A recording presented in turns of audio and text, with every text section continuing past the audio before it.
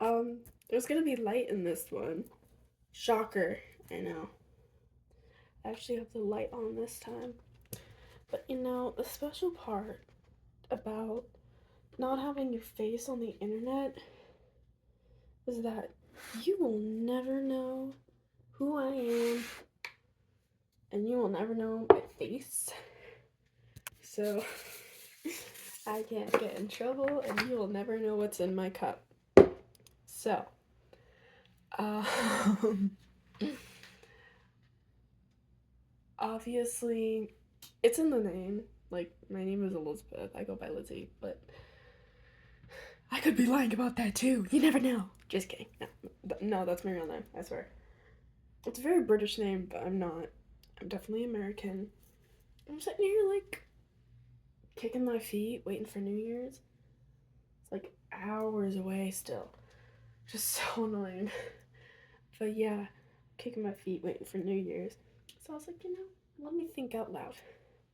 And I came up with something really poetic earlier, and I forgot it. I completely forgot it.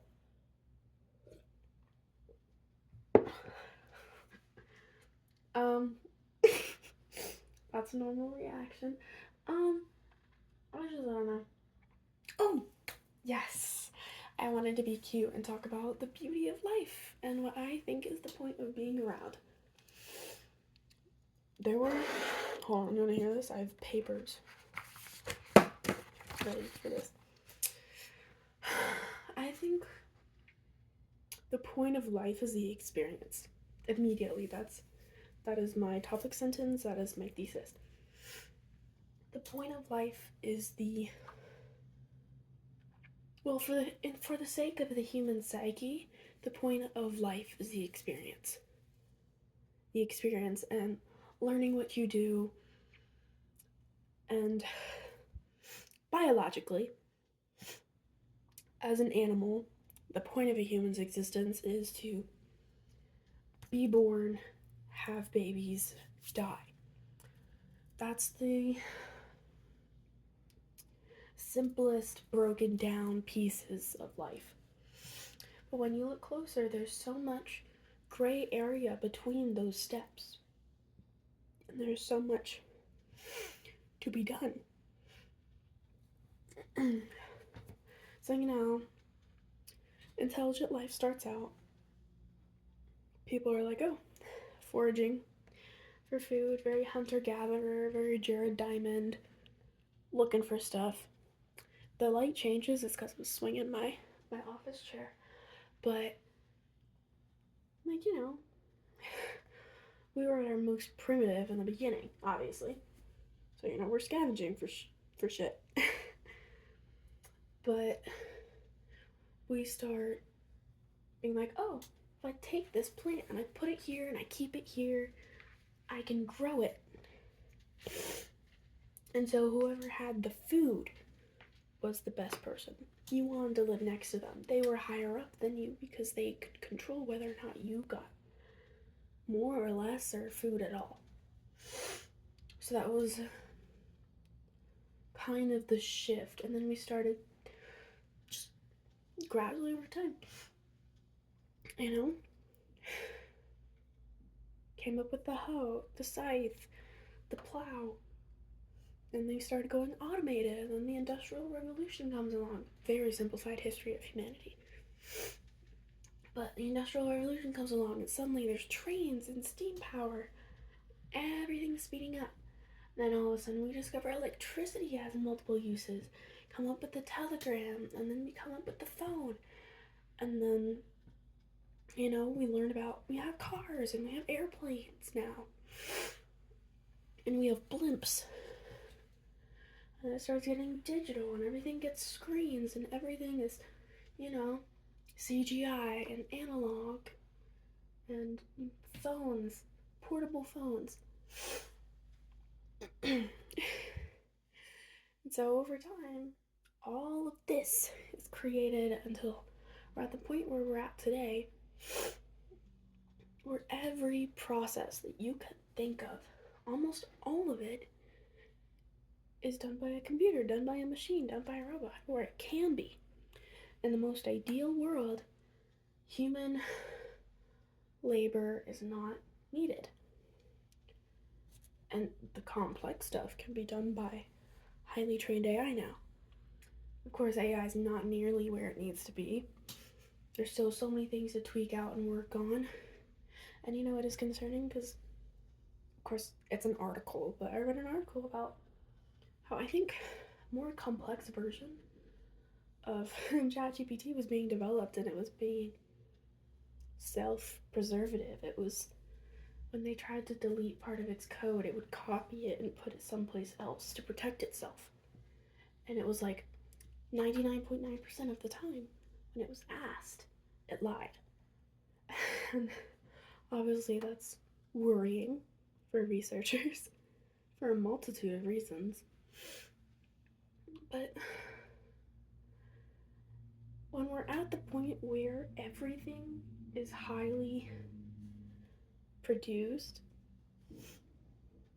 you know, we have like AI commercials and artists and computer science people and everything.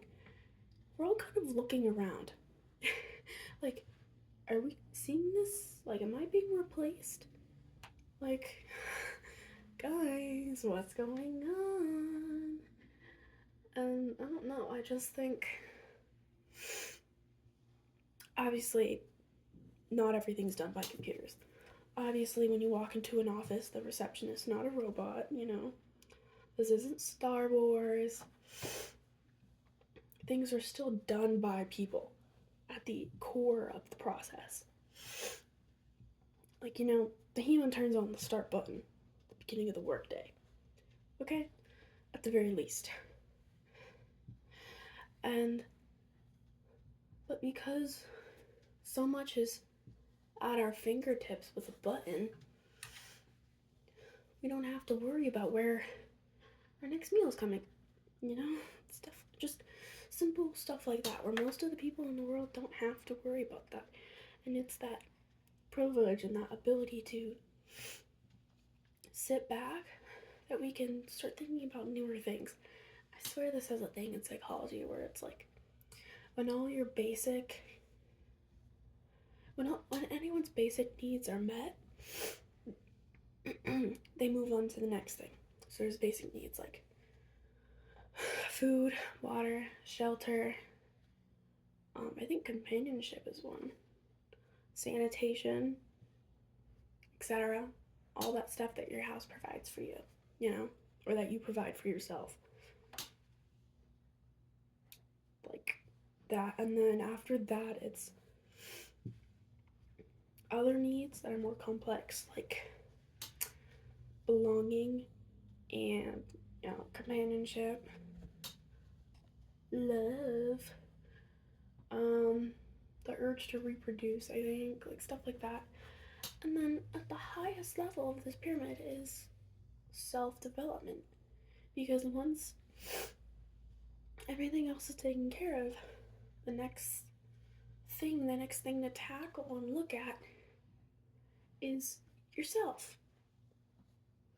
That's why so many people go through a midlife crisis, because suddenly they're 50, they're retired, and they're like, what do I do with my life? And you kind of have to redefine yourself and figure out who you are all over again, you know?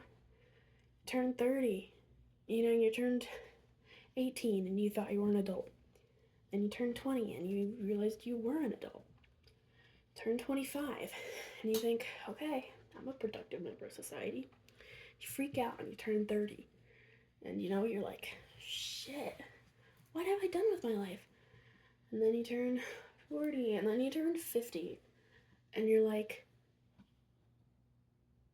who am I? Because at this point, you're probably spent so long working your ass off, tired every night, working so you can retire, that when it happens, you've forgotten who you were. And it's this process of rediscovering yourself that's so important. But the thing is about life is it's all just redefining yourself over time. That's what life is. And so to me, the point of life is to change and to understand how change affects you and to let that change affect you in a way that's productive and positive. So, like when you're born, you learn to walk, you learn to talk, you learn to babble, you learn to talk, you learn to suck from your mother's teat, you know? Then you learn complex sentences, then you learn the alphabet and colors and who your mom and dad are, and then you learn how to write and read in kindergarten, and then you learn how to write sentences, and then you learn how to write essays, and you learn how to do basic math, you learn how to do long division. It's just over time you're changing and you're learning. You learn how to, everyone, you wash a pan for the first time. Your mom says, honey, can you wash this pan? And you've seen her do it before, and you do, and you clean it, and suddenly you understand why no one likes doing the dishes. Because it's nasty, and your hands get wet, and you have to dry them off, and you can get food on them, and it's an unpleasant experience. But now you understand, and now you have this part of you that doesn't like dishes when you never understood how to do them before, and you changed. I like dishes. I think I like doing dishes sometimes. I think it's therapeutic. And then other times, it's just an annoying chore. But that's something I learned. That's like a recent development because, I started, I don't know, I think I got more mature as it went on, and I started to find the relief in dumb domestic tasks like that, But I just think that, the point of life is to just develop and constantly redefine yourself. It's the experience that makes you a person. So, after COVID, firework, after COVID, not many people talked to one another. You were either like stuck on your own in your apartment working online or at home with your family working on the computer. I was at home, I was in school, online school, and I step away from the computer and I go to, I go downstairs and I hear this old fancy church is burnt down, that was just kind of, I had to go about my day. Like, that was just how it was. And it changed me. In a way. I never gotten to watch the news when I was at school because there was never a TV in my classroom. Suddenly, my classroom was my house. And all of a sudden, during a lesson, I can call my mom and ask her for help, And it's just the kind of change in pace and the change in interaction. When you don't talk to people as much, you don't learn and you don't change. When you're stuck with the same people, you don't get to develop in a way that's exponential. You learn more linear. Like over time, you'll hear words and thoughts and ideas from people, but you don't get to, you sit at the bus stop and you have a conversation with a stranger. You walk to the bathroom and someone else compliments your hair. Stuff like that change you and change your perspective and make you think, that made me feel happy, so maybe I should compliment other people more often. It's stuff like that that's like important and cute, and it's just, intrinsic to the experience. And of course, yeah, there's bad things. Part of the human experience is to suffer. Whether it's, your mom going through your things and finding, like, your, like, trove of candy, I don't know. Or, like, getting in trouble at school for not turning in stuff. Getting a bad grade and whining about it to your friends. Or,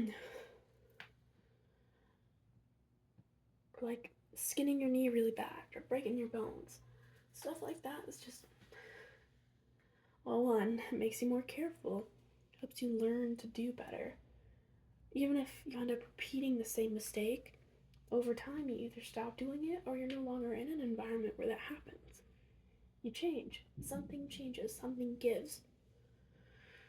Whether it's something that gives out of whether you be like, I'm frustrated, I don't want to deal with this, I don't want to have to feel like this again. So you don't do it, or you let it keep happening so much that it doesn't affect you.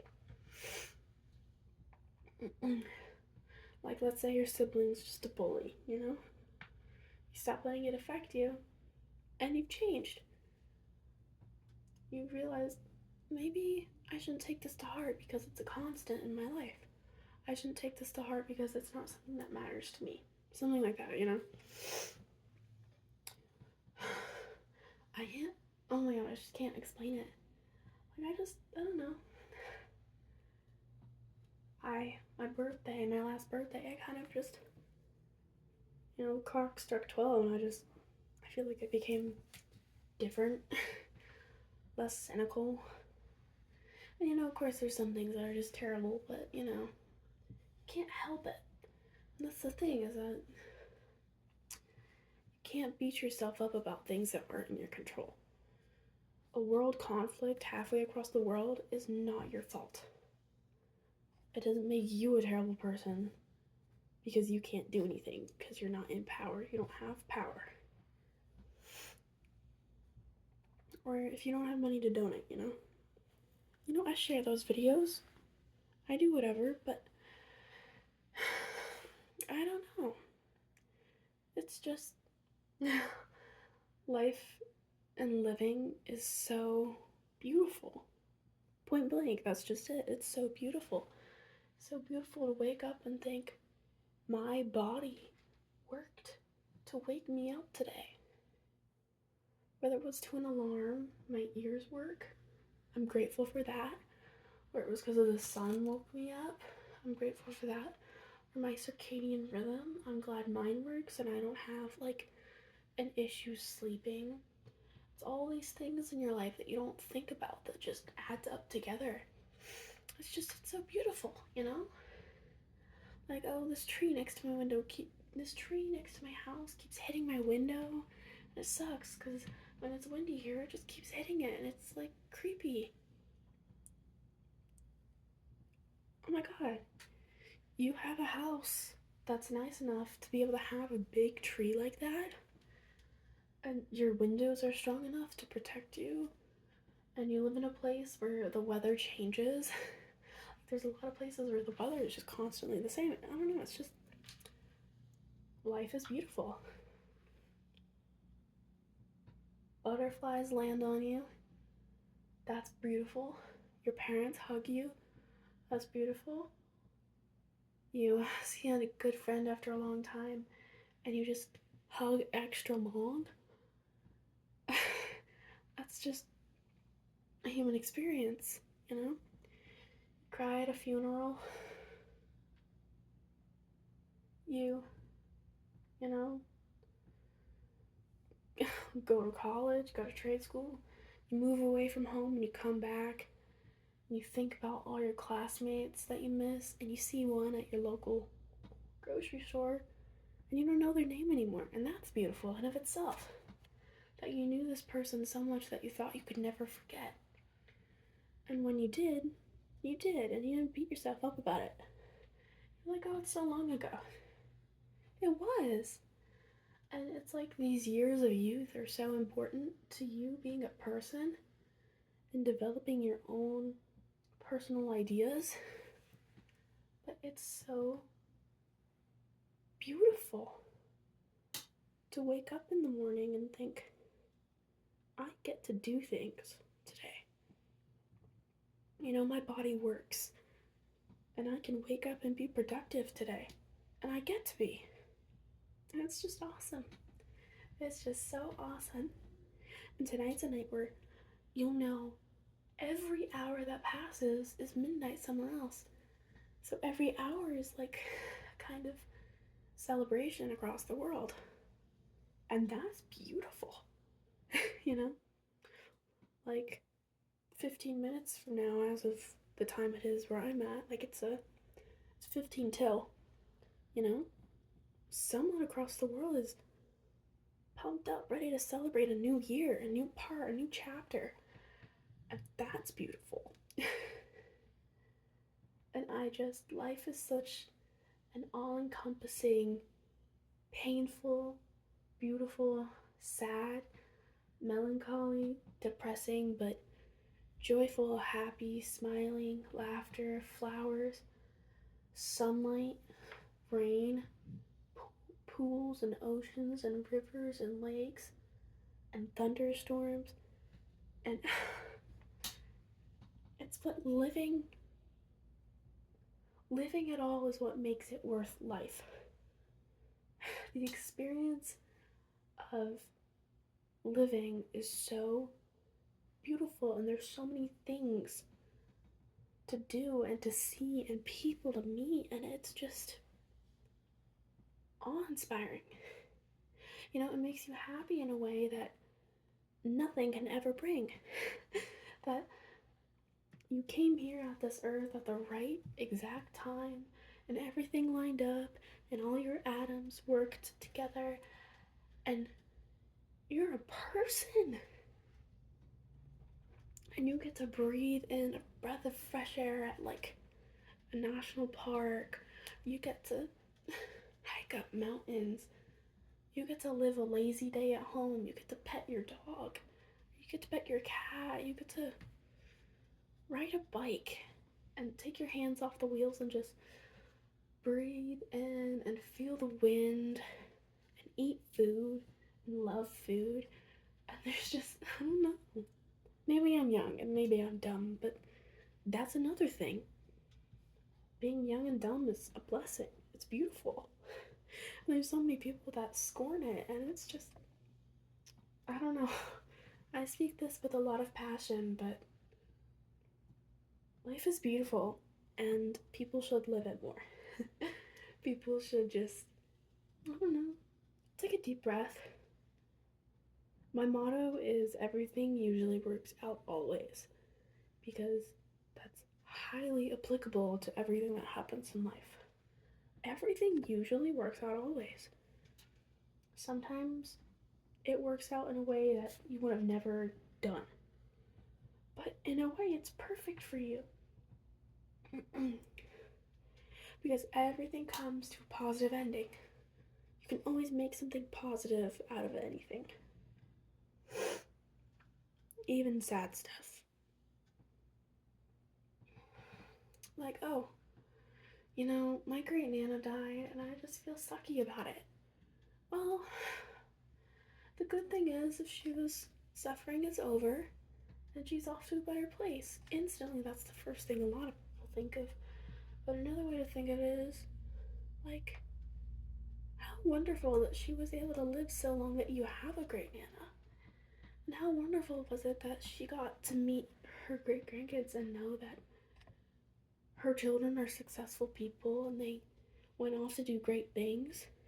And she raised them right. She raised her children to raise her children's children correct.